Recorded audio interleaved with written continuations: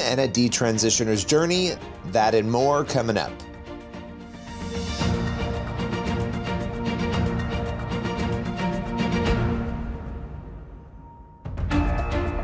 Welcome to Newsmakers, a show where we go behind the headlines each and every week to bring you interviews with pastors, entertainers, politicians, and other notable figures. On today's Newsmakers, we start with detransitioner Olli London's journey from gender confusion to faith. Let's welcome Olli to Newsmakers. Well, Olli, we've got a lot to discuss today. It has been 2 years since you detransitioned, and you came on maybe about a year or two ago and told your story. You've got a crazy backstory, but the faith part of it is really interesting to me. You know, I remember last time we talked, you said that, becoming a Christian, meeting other Christians, it was amazing that they treated you really well. You were warmly received. Just talk a little bit about, I'm sure there are ups and downs and difficult moments, but coming into faith, how has it shifted your perspective on really every issue under the sun?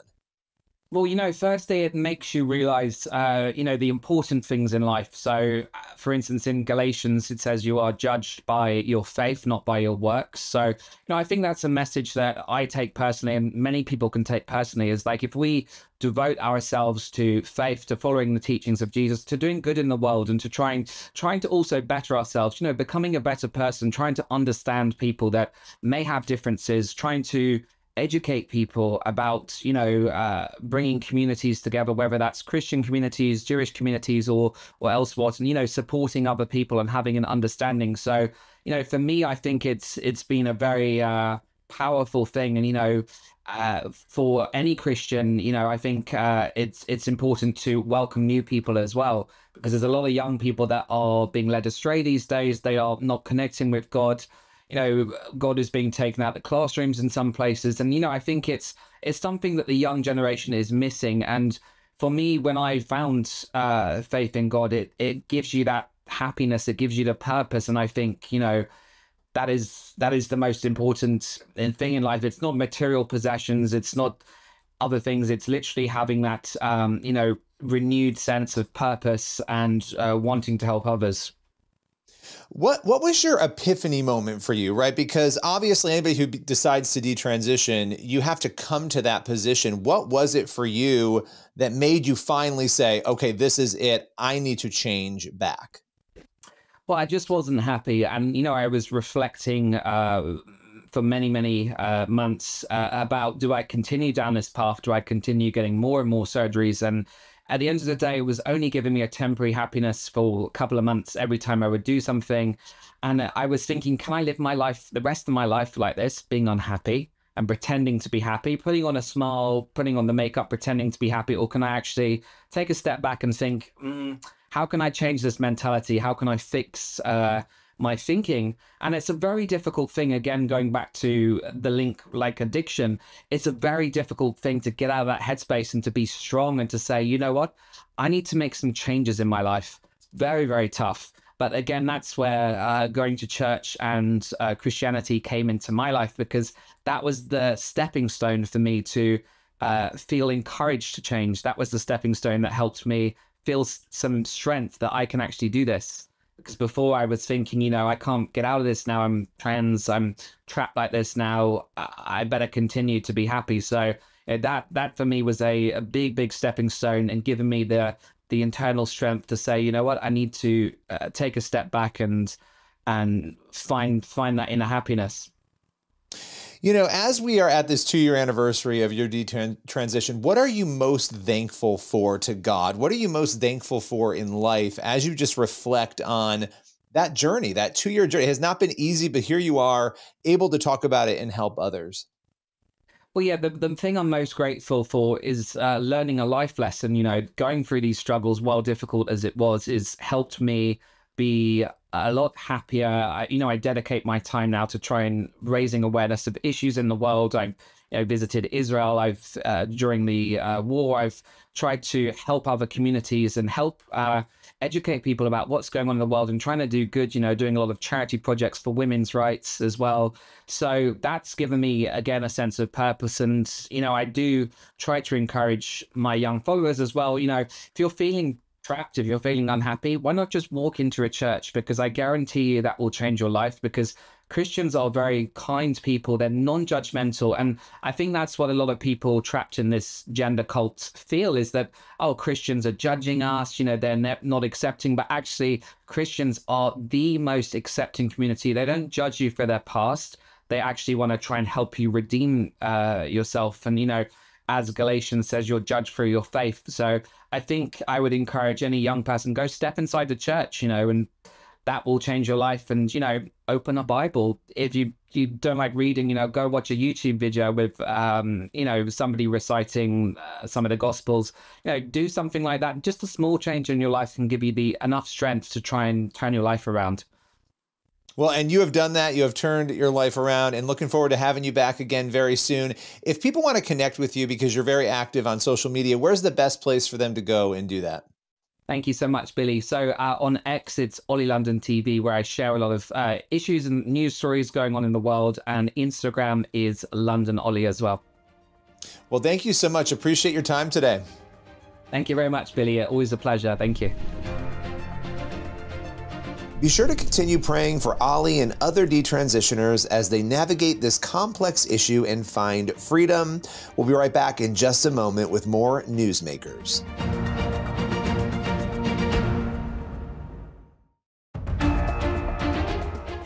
Welcome back to Newsmakers. Next up, Pastor Sam Rodriguez joins us to preview what immigration will look like during a second Trump term and why he believes so many Latino voters chose the former president at the polls. Let's welcome Sam Rodriguez to Newsmakers. Now, I'm going to ask you a loaded question here, and it's one that you're used to. Obviously, one of the big issues that I think also helped Trump was the border, right? The immigration issue. There's a lot of consternation surrounding that. It's a hot topic, border. How, from your view, should Christians be approaching this issue? With a biblical lens, with Matthew 25 and Leviticus 19, it should be a lens of compassion and the rule of law. Romans 13, obey the government as it pertains to laws that are in there for the preservation of liberties and rights and the security of families and homes. So Christians should be saying, we are a sovereign nation. We need to have immigrants come into our country. In the words of Donald Trump, by the way, he said that in his acceptance speech when he won that night, which to me was amazing. How he said, we need immigrants to come here. We want immigrants to come here, but we want them to come here legally. That was beautiful. I completely echo that. Far different from 2016, 2017. So his arc has likewise changed. But I want you to hear me. Deportations will take place. The Christians will begin to struggle with this idea of mass deportations. I'm going to tell you who will be deported. And inside baseball here. They're going to come after the criminal element. Tom Holland is going to come after the criminal element. They're going to come after those that are involved in gangs, the rapists, the murderers, the drug dealers. They're going to come after every illegal immigrant in America that's involved in nefarious activities. That's what they're going to come after, the criminals. And then they're going to come after single males that came in here in the past 3.5 years. Single males that they have no idea where they came from. And they're going to come after that. The idea that they're going to come after families that have been here for 25 years. You don't have any concern over that, because that's obviously the big narrative right now. Is they're going to break families up. This is sort of the narrative. I have to be careful because I do have access to. I have, by the grace of God, I have access to the team, and what I can tell you is. That's not going to happen. But those that came in here recently, as it pertains to single males and those that are involved in nefarious activities primarily, yeah, there's going to be a mass deportation effort. You know, when it comes to the mass deportation issue and the debate, you know, there's going to be a debate about this in Christian circles. There already is. You know, how are you equipping your church in terms of dealing with it, the possibility of it, what that looks like, even obviously the issue itself, but even the debate around how Christians should be handling these issues? Yeah, first of all, what we need is a come to Jesus moment in a good way with the Christians that were vehemently opposed. There was a small sector, about 20%, the never Trumpers, who were vehemently opposed to the candidacy of Donald Trump. They need, and some of them have, and I don't chastise them, by the way. These are my brothers and sisters in Christ who I love. And they're not evil people. They're phenomenal people. They're great people. It was a And they difference just of had, opinion. It was a difference of opinion. Right. And difference of opinion, and they just, didn't what, and I respect that. I actually respect that. But there needs to come to Jesus moment where at least we need to understand what prompted this incredible landslide, what prompted even more Christians to support Donald Trump than the last time around, and then to look at these issues from a holistic, comprehensive lens. Put on your 5G. And because again, Sam Rodriguez, I will not tolerate, I will speak up, Billy, everywhere if I see the government coming after families that have been here for years, right? I will be the first one to speak up because that's not who we are, right? You've been here 15, 20, 25 years and so forth, and your kids were born here. We're not into separating families at all whatsoever. But on the same card, we need to look at this from a comprehensive lens of security, and even security of communities like ethnic communities. These gangs from Venezuela and others that have come in, they're impacting primarily communities of color. So if you care, if you are a bleeding heart Christian and you care for these communities of color, and many Christians do, then you want to address this immigration issue in a way where you do deport those that are involved in nefarious activities while protecting families. So that conversation needs to take place. It will take place. Starting January, we're going to see that, and we're going to hear false rumors, and we're going to hear these crazy stories emerge, and then we're going to have to verify, right? But at the end of the day, I think the Christian community can serve as a reconciliatory prescription for some very interesting times that are forthcoming, and that I would argue are necessary. You know, what's your advice right now to Christians to be more knowledgeable on this issue? Because I think a lot of Christians out there, they don't really know the immigration issue well. They don't really understand the border issue well. They may be seeing headlines about it, but outside of that, they're busy. They don't have the time to dig in. What's your advice for maybe helping us all become a little bit more competent and prayerful in how we deal with it? Yeah, you need to, again, Leviticus 19, Matthew 25, Romans 13, read on that. Because any Christian, that 20% I just referenced, any Christian who believes in open borders, what you're talking about is an utopia, a theocracy, the New Jerusalem. We're not there yet. That requires Jesus as king to reign supreme, not just spiritually, but physically, meaning being here present on earth, the New Jerusalem, and doing his thing. That hasn't happened yet. So don't expect that. This idea of open borders, we should be a borderless society. Good luck with that. Wait till Jesus, establishes the kingdom. If you're born again and you accept him as a savior, you'll be part of that kingdom. But until then, we need to protect every single nation's sovereignty. It's called the rule of law, and respect and protect the citizenry. So it begins with that. The second thing we have to look at is the impact, the social economic impact, even the impact on families and healthcare services when communities are inundated with an influx of undocumented individuals. The services that Latinos and African Americans and Asians and other communities, other minority communities are receiving, these services diminish exponentially the moment there is a flood of unexpected individuals that inundate and break the system. Hence Los Angeles and hence other cities across America that just can't take it. America's infrastructure, primarily on issues of healthcare and on education, these two areas cannot handle an unbridled, unstoppable, unmeasurable influx of undocumented individuals. It's not who we are. And no other nation has an infrastructure that says to infinity and beyond. It's not what we do as governments or as individuals. Sam Rodriguez, as always, appreciate your time today. Thank you for having me. Immigration is a deeply complex topic. Be sure to be praying for our leaders as they navigate through tough decisions. We'll be right back in just a moment with more Newsmakers on the CBN News Channel.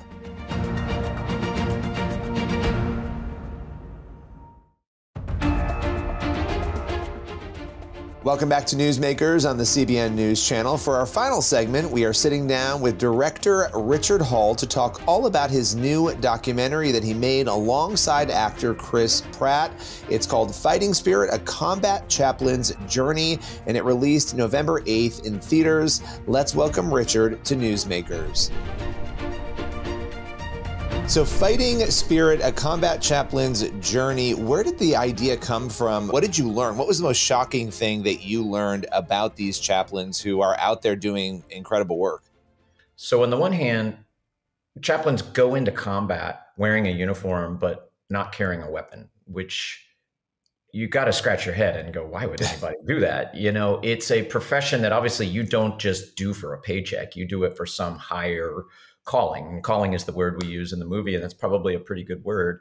I'm not even sure you can put why they do it into words. And so, but their workplace is sort of at the collision of this very opposite thing, which is the chaos of war. And I just didn't think that we had ever explored that cinematically before. And that's really what was so interesting for me. And so there have been 419 chaplains that have died throughout U.S. history, fighting in every U.S. battle we've ever had. The chaplains were started by George Washington, and so they've been around for a long time. And, you know, I'm a non-veteran. My dad is a veteran. My family members are veterans. But every veteran I talk to has got a story about a chaplain. And that may just be a small moment where the chaplain influenced their life, or it could be a big moment where the chaplain saved their life.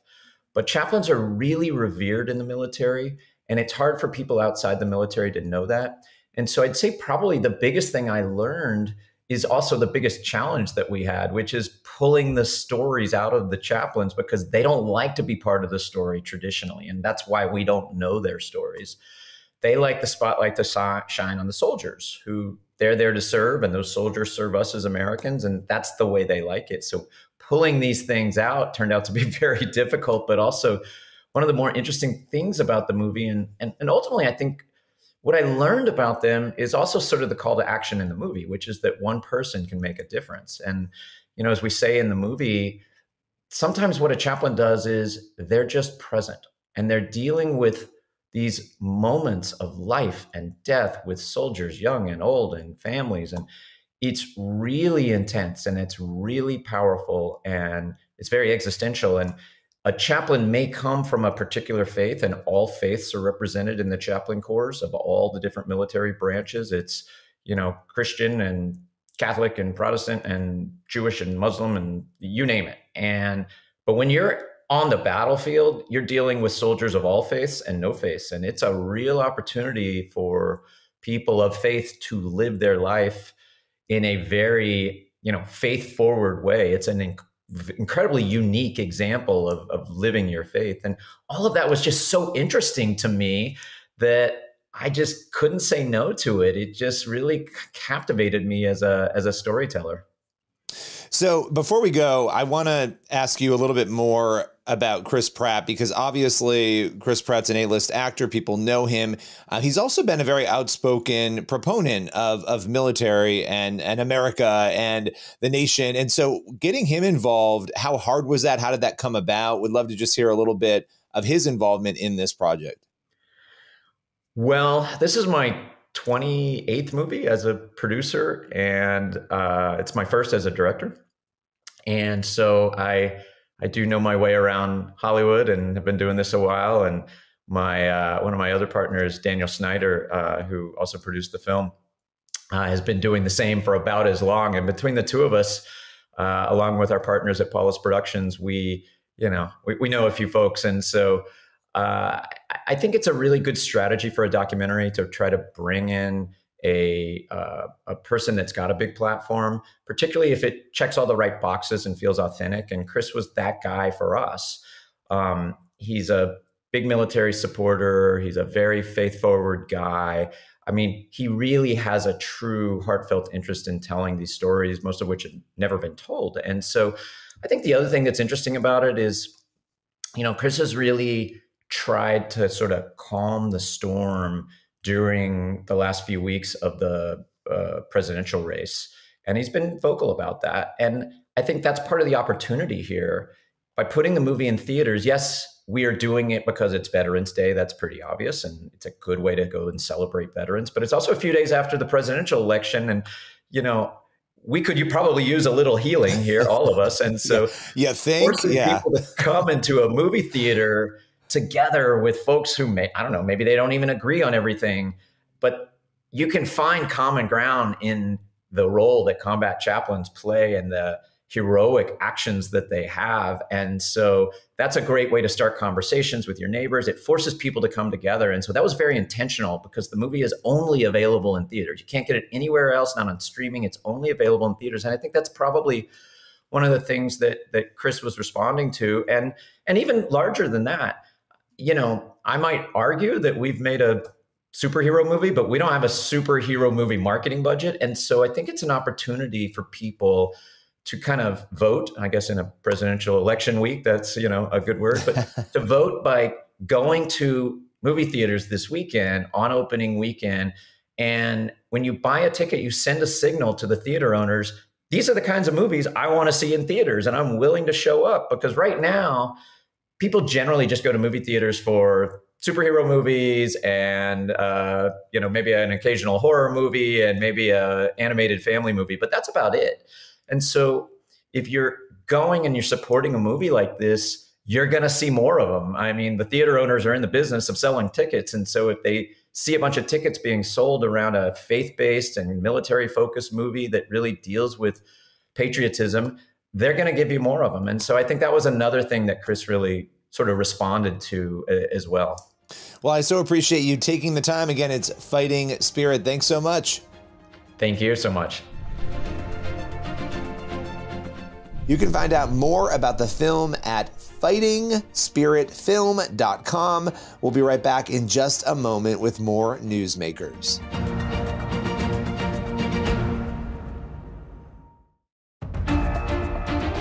That's all for Newsmakers. Thank you for watching, and be sure to head on over to the CBN News YouTube channel. That's where you can find the full interviews you saw on today's episode. Plus, you can check out our new daily Newsmakers podcast. We feature one full interview every single day. Be sure to subscribe to that podcast on your favorite platform. As for this show, we'll see you again